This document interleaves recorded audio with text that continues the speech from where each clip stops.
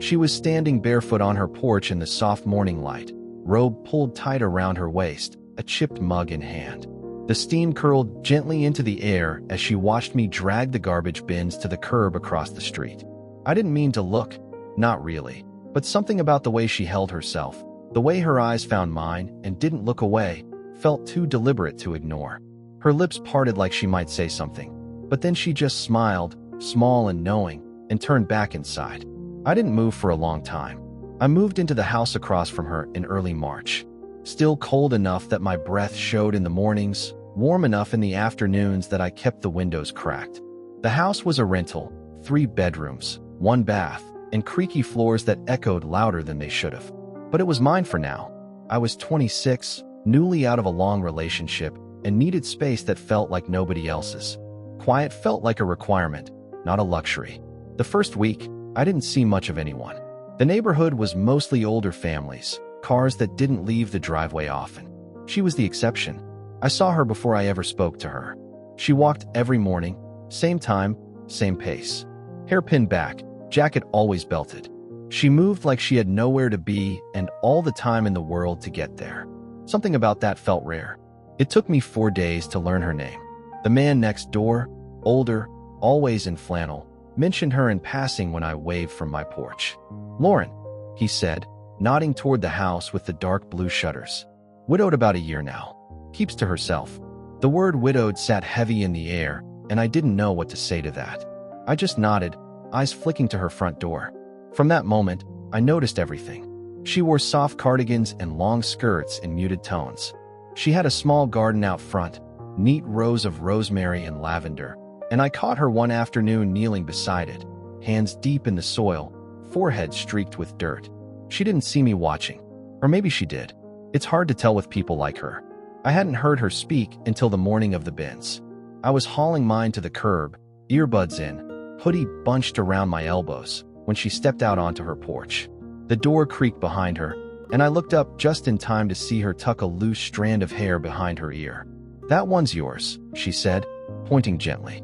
Her voice was low, smoky, like she'd smoked for years and stopped only recently. "The recycling's mine." I pulled the earbuds out quickly. "Right. Sorry." She just smiled and took a sip from her mug. "You're the new one, right? The painter." I almost laughed. I do illustrations. Freelance, mostly." "Close enough," she said, and that was it. She turned and went back inside. It should have ended there. Just a neighborly correction, a quick smile, nothing memorable. But later that day, I found myself sketching her in my notebook, the way her robe cinched at the waist, how her shoulders looked too strong for someone so still. I didn't mean to. It just happened. Over the next few weeks, we began sharing small fragments of routine. A wave here, a nod there. She'd catch me on my porch reading or painting, and I'd catch her pruning her plants or walking barefoot to the mailbox. She never invited conversation, but she didn't avoid it either. One morning, she was out watering her lavender when I stepped outside with a mug in hand. "It's early for gardening," I said. She didn't turn around. "It's when the bees are still asleep." And then, like she hadn't just said something poetic enough to freeze me in place, she stood, dusted off her hands, and walked back inside. That was the moment, I think. The first time I realized she wasn't just beautiful. She was haunted and careful and wild in a way that didn't announce itself. I couldn't stop thinking about her. Not in the obvious way. Not like I wanted to touch her or kiss her or drag her into something reckless. No, it was quieter than that. Stranger. I wanted to know what book she fell asleep reading. What kind of music she played when she cooked. Why she looked at the horizon like she was waiting for something that hadn't arrived in years. I told myself she was older. Off limits. Still grieving, probably. Maybe just lonely. And yet, every morning, I stood at my window with a mug of coffee, waiting for her to appear, just to see if she would. To see if she'd look at me the way she did that first time. Like maybe I was a question she hadn't decided whether or not to answer. By late April, the morning light came earlier and the air smelled faintly of cut grass and warmed stone. I'd settled into the neighborhood enough to stop feeling like a visitor, but around her, I still felt half invisible and half exposed. She didn't do small talk the way other people did. No gossip, no neighborly updates. Everything she said had this curious weight to it, like she'd already thought it through a dozen times before letting it out. The next time we spoke, I hadn't meant for it to happen. I'd locked myself out of the house, barefoot, hoodie zipped halfway up, phone inside on the kitchen table like an idiot. It was just past 7, the sky barely pink. I was pacing the porch steps, trying to figure out if I could shimmy a window open, when her voice startled me. "You need help, or are you just rehearsing a bad decision?" I turned. She stood on her porch in a navy sweater and linen pants, arms crossed, holding a cup of tea. I locked myself out, I admitted, sheepish. Barefoot and brilliant. Her smile was soft, but immediate. "You want to use my phone? Or should I call someone for you?" I hesitated. The last thing I wanted was to feel like a burden. But there was no sarcasm in her voice, just that calm curiosity she always carried. "I might take you up on that," I said. "Thanks." She disappeared inside and came back holding her phone out like it was no big deal.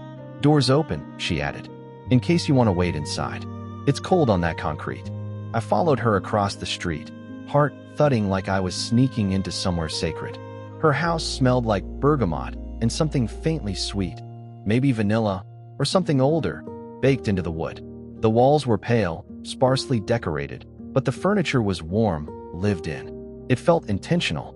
"Take the chair," she said, nodding toward a wide, low-backed armchair by the window. "You look like someone who needs to sit before he thinks." I sank into it, still clutching the phone like it was a relic. "You live here alone?" Her eyes flicked to mine, steady. "I do." I waited, but she didn't offer more. I dialed the locksmith, tried not to fumble through the conversation. When I hung up, she was in the kitchen. "You want some tea?" she called. "Or do you only drink coffee like every other man under 30? I laughed under my breath. "I'll take tea."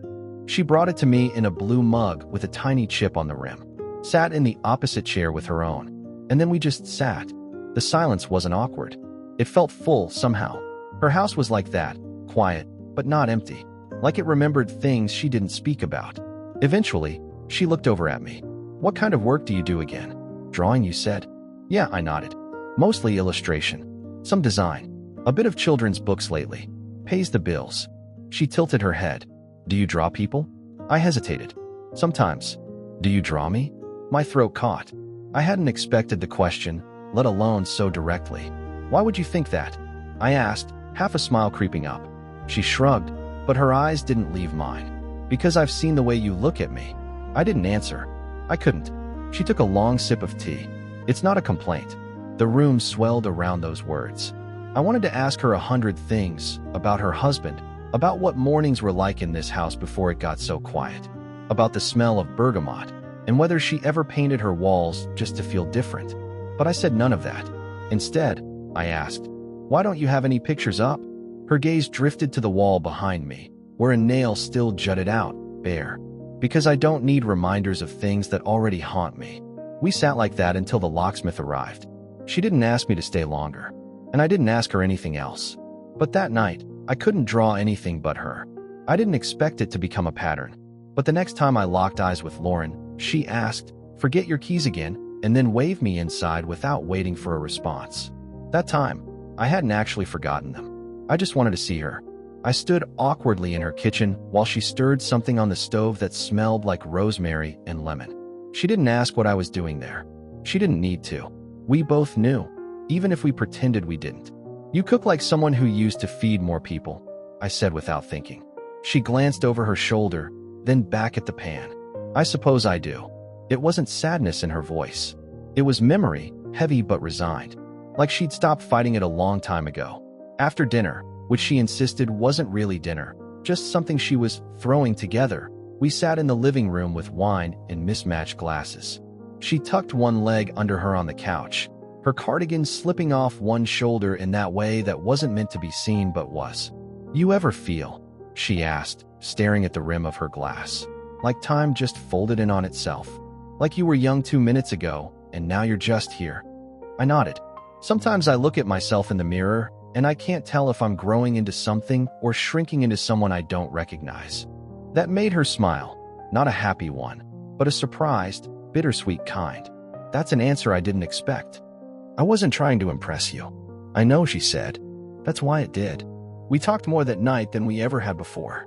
She told me about the gallery she once dreamed of opening, about the way her husband used to hum Sinatra when he thought she was asleep. about the scar on her hand from a camping stove in her 20s. Her voice never broke. But once or twice, her fingers paused around her glass like they didn't trust themselves to keep going. At one point, I told her how quiet it had been in my old place, how my last relationship ended not with a fight but with long silences that eventually became the only language we had left. She didn't respond, just leaned her head against the couch cushion and looked at me for a long time. That silence didn't need translation. After that night, it became something unspoken between us. Not a friendship, not yet a boundary crossed, but a shared space we both kept returning to slowly, carefully, like testing the depth of cold water with our toes. I started looking for her porch light in the mornings. Started taking my coffee outside just to match the sound of her watering and splashing into the earth. Sometimes she'd glance up. Sometimes she wouldn't. But either way, I stayed. One evening, as summer pushed its way into the evenings and the air hung thicker, I brought over a book I thought she'd like. It was just an excuse to knock. I held it out with a shrug. "You mentioned you liked and Carson," I said. "Figured this might resonate." She turned the book over in her hands like it weighed more than it did. "I haven't read poetry in a long time," she murmured. "Maybe you just needed the right reason to come back to it." When she looked up at me, something passed between us, slow, like dust creeping through window panes. She didn't say thank you. She didn't have to. That night, I heard her reading softly through her open window. Her voice was barely louder than the breeze, but it drifted over to me like it had been meant for my ears all along. I sat on my porch until long after the sun disappeared, just listening. June deepened around us like warm water, slow and heavy. The days stretched longer, the nights held their breath. Lauren and I didn't talk every day, not even most days, but the pauses between us grew shorter, more deliberate. She started waving from her porch before I did. Sometimes, I'd catch her glancing out her window and pulling back just as quickly. The day I fixed her screen door, she didn't ask me to. I was walking past when I noticed the hinge had come loose, that familiar creak becoming more of a drag. She stood in the doorway, one hand on her hip, a grocery bag at her feet. "That's been bothering me for weeks," she said. I stopped noticing the sound. I knelt without thinking. "You got a screwdriver?" She brought it in silence, along with a glass of water I hadn't asked for. Then she sat on the top step, watching me work like I was something worth observing. "You're good with your hands," she said casually, but the way she said it made the words feel warmer than the air. I didn't look at her. "Better with tools than people, most days." "That doesn't show," she said softly. "At least not with me." I tightened the last screw and stood. The silence that followed felt like a held breath. When I turned, her legs were tucked beneath her and her eyes were fixed on me, not curious, not cautious, just open. "Thank you," she said. "For fixing it. For noticing." I nodded. "I notice a lot of things about you." There. It was out now, not hidden in small talk or left to linger behind a half smile. She didn't retreat, didn't change the subject. Her lips parted slightly, her breath catching like the first inhale after a long swim. "You shouldn't," she said, but it didn't sound like protest. Too late. Her gaze drifted to the horizon, then back to me. "Do you know how long it's been since someone made me feel visible?" I sat beside her without touching, close enough to feel the warmth from her bare arm. "I think about you more than I should," I said quietly. Her head tilted toward mine, just slightly. "I know." Neither of us moved. The night grew darker. Her porch light flickered on like some silent agreement between us. She reached down, picked at a loose thread on her sweater. "You remind me of the way I used to feel when I was young. Curious. Unsure of what might happen next, but wanting it anyway. And how do I make you feel now?" She turned to face me, her voice low, like I might do something I can't take back. We didn't touch. We didn't kiss. We didn't say another word. But the distance between us shrank to something delicate and trembling, a thread pulled tight, one gust from breaking. When I left that night, she didn't go back inside right away. She stayed on the porch, watching me cross the street. And when I looked over my shoulder just before stepping into my house, she was still there. Still watching. Still waiting. The heat settled in for goodbye July. The kind that clung to your skin long after the sun dipped below the rooftops. Everything slowed. Even time. Even us. I hadn't been inside her house since the screen door. But we found new ways to orbit each other. She'd drop off small things, a plate of peaches, still warm from the sun, a paperback she thought I'd like, dog-eared at the start of a poem. No notes. No explanations. Just quiet offerings left on my porch like she was planting breadcrumbs between our lives. One evening, she knocked on my door. I'd been sketching, nothing serious, just trying to shake the restlessness from my hands. I opened it to find her standing barefoot, a bottle of wine cradled under one arm, as tired in a way that made her look softer, not older. "Do you want company?" she asked. "Or should I come back to myself?" The phrase caught me. Come back to myself. Like she wasn't always fully there. "You should come in," I said.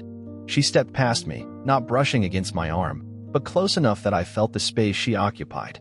The air shifted the way it always did when she was around. We sat on the floor. I didn't have a proper table, and the fan hummed gently above us. She poured the wine into mismatched glasses. Mine had a crack that spidered near the rim. She didn't mind. For a while, we just sipped and listened to a record I'd forgotten I even owned. "Why haven't you asked me anything?" she said suddenly, her voice quiet but direct. "About what?" "About him. My husband. What happened?" "I figured you'd tell me if you wanted to." She nodded. "Most people ask. They want the story. They want to understand so they can decide how to feel." "I already know how I feel," I said.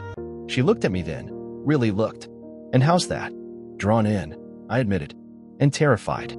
She smiled, the kind that folds in on itself. "You're not the only one." She didn't tell me everything that night, but enough. That he was a good man. Kind. But the years had hollowed them both out. Long illness, longer silences. She didn't cry, and I didn't fill the spaces she left. When she finished, she leaned back against the wall, glass resting on her knee. "Sometimes I still reach for him in my sleep," she said. "And sometimes I forget he's gone." There wasn't an answer to that, so I didn't try to give one. I moved beside her, close but not touching. I could hear the faint rise and fall of her breath, could feel her presence like warmth along my arm. Then she reached for my hand. Not like a lover, not like someone breaking rules. Just quiet and human, fingers lacing into mine like it was the most natural thing in the world. We stayed that way until the record stopped spinning. She left without asking me to walk her back. But before she stepped through the door, she turned. "Don't disappear," she said. "I'm not going anywhere." And I meant it. It was August when everything finally gave in. The heat that week was unbearable. Even the birds had stopped singing by mid-morning. I hadn't seen Lauren in 3 days, which wasn't unusual, but this time it felt different. Heavier. Like we were both waiting for something to happen and neither of us wanted to move first. That Thursday, just after sunset, I stepped out onto the porch with a glass of water that quickly warmed in my hand. Her house was dark except for the soft yellow light from the back room. Curtains drawn. I thought maybe she wanted space. Or maybe I'd imagined it all, the looks, the weight of her hand in mine, the slow unspooling of whatever we were building. Then my phone buzzed. One message, "Come over. Please." No punctuation. Just those 2 words, and somehow they knocked the wind out of me. I crossed the street barefoot. The door was open. Inside, her house was still, quiet except for the faint hum of music, something old and soft and instrumental. She was in the kitchen, barefoot, hair loose over her shoulders, wearing a plain t-shirt and linen pants. Her eyes found mine like she'd been waiting for me to appear in exactly that spot. "I didn't know if you'd come," she said. "You knew," I said. "That's why you asked." She smiled faintly. "Fair." I took a step forward. She didn't move away. If anything, she seemed to breathe deeper. "I don't know how to do this," she said. "I don't know what this is." "Neither do I said. "But I'm here." She reached for the hem of her sleeve, fidgeting with it like it was a thread that could hold her together. "I keep thinking there's a line we shouldn't cross." "Maybe there is," I said. "But I keep finding myself right next to it. Every day." Her eyes shone a little, not with tears, but with something too complicated for just one word: hope, guilt, fear, desire. I didn't step closer. I didn't touch her. Instead, I asked, "If I kissed you right now, would you stop me?" She didn't answer. Not right away. But then she shook her head. Once. Soft. Almost imperceptible. So I did. It wasn't rushed. It wasn't about permission or release. It was quiet, careful, a breath shared, a truth spoken without words. Her hand rose slowly to my chest, fingers splaying against the fabric like she needed to feel the shape of something real. When we pulled apart, neither of us spoke. She rested her forehead against mine and whispered, "I don't know what happens now." "Nothing has to," I said. "Or everything can. We can go slow. We can just sit." She nodded. "Sit with me, then." We curled into the couch. No urgency, just closeness. Her head on my shoulder, her feet tucked beneath her. Like something found, not stolen. Like healing, not hunger. Outside, the streetlight buzzed faintly. The crickets had begun their late summer rhythm. Inside, her breathing slowed against my arm. And I stayed. Not because I wanted something from her, but because, finally, it felt like I could give her something back. Not answers, not promises, just presence. Just this.